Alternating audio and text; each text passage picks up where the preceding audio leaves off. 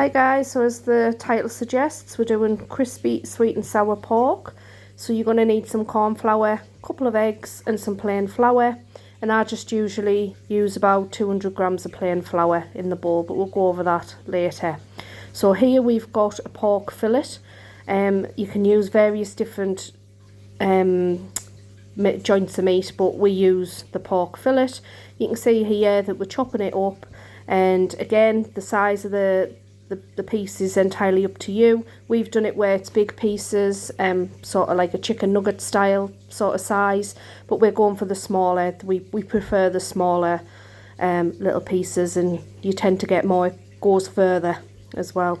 So that's the kind of size that we're doing today.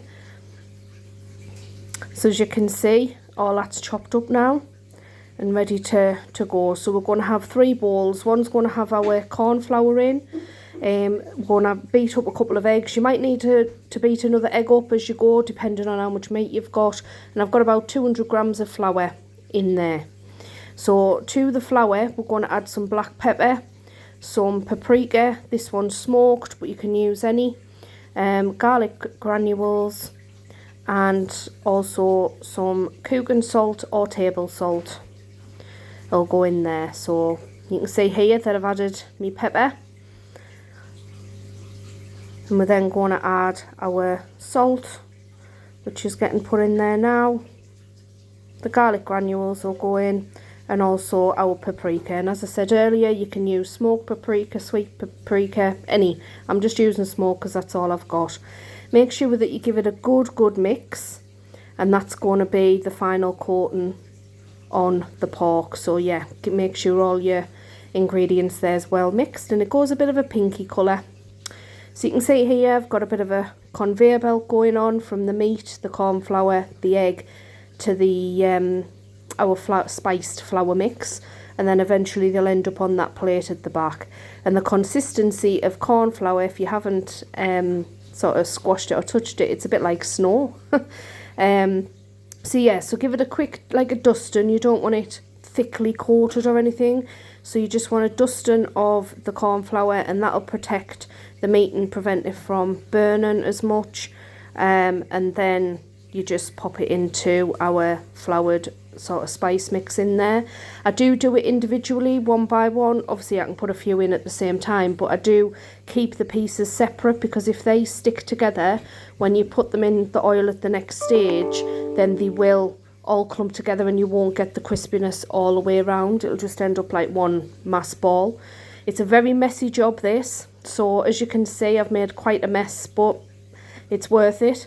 So you can see there that the pork is coated nicely. So what we're going to do now is I put a little bit of vegetable oil in a frying pan. So I'm just going to chop that up ever so slightly there. And then what we're going to do is put the pork in, but when the fat is hot. So you can see there I'm putting the pork in. It's not sizzling or anything like that, so the fat is not hot enough. So when I put it in the next time and it sizzles like this, that means that it's hot enough. So I just, again, individually put all of the pieces in. You might have to do what I did and cook the pork over a number of different batches, because my frying pan's not massive, and you don't want it all in because it will clump together and you'll not get the effect that you want. So as you can see, as time goes on, the underneath side is kind of going a sort of yellowy kind of colour as it's cooking off, but we don't want that. We want it golden brown. So you want it a bit like a chicken nugget kind of colour, so golden brown. So this normally takes about 3 to 4 minutes each side. Again, depending on how big your pieces are, it's obviously going to take longer to cook through the bigger that your pieces are. So we normally average about three minutes each side, and you can see there the colour and the consistency that you want. So that's the first batch done, and that's exactly how we want it. And I've just sort of cracked one open there so you can see that the meat is cooked inside at this stage. And that's the whole of the batch of the pork fillet done. So the next sort of stage what we're going to work on is the actual sweet and sour sauce.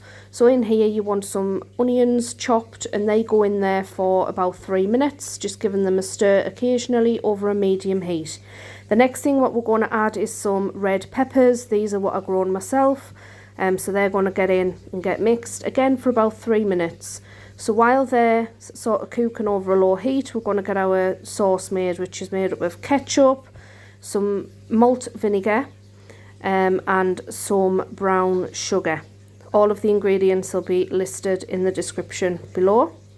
So we're going to add our ketchup first into the jug.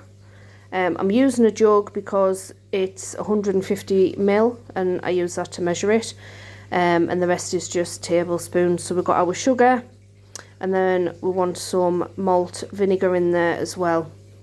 The other ingredient that we're going to use is pineapple, a tin of pineapple, including the juice, but that'll come later. So I just give that a bit of a mix before we putting it in the pan. So the next thing to add to our onion and peppers is some garlic and ginger. You can use fresh ginger, but I used pureed ginger, which is store-bought. But as I say, it's a personal preference. It's whatever you've got in, to be honest. So once that's mixed in, after a couple of minutes, we're going to add our ketchup sauce mixture, and then in goes the pineapple along with the juice, and we're going to give that a good mix, and you want that to simmer for about 20 minutes. So you can see there that it is quite runny, and as time goes on, the sauce does thicken.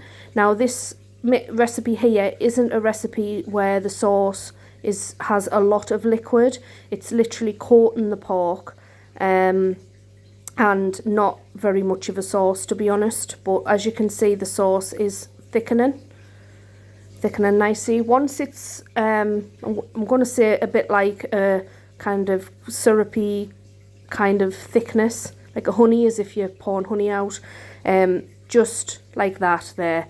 You're going to add the pork back in. So remember, the pork's already cooked, so we're just literally heating the pork through and coating it in the sauce.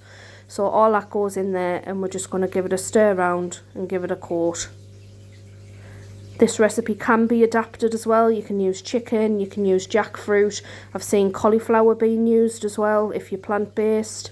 So it can be sort of adaptable. And the lighting really does not do this justice, because it looks a bit of a funny colour there, but it is a really nice sort of reddish kind of colour. But yeah, so we served it with some rice and a couple of spring rolls, and that was our Friday night fakeaway. Thanks for joining us, guys.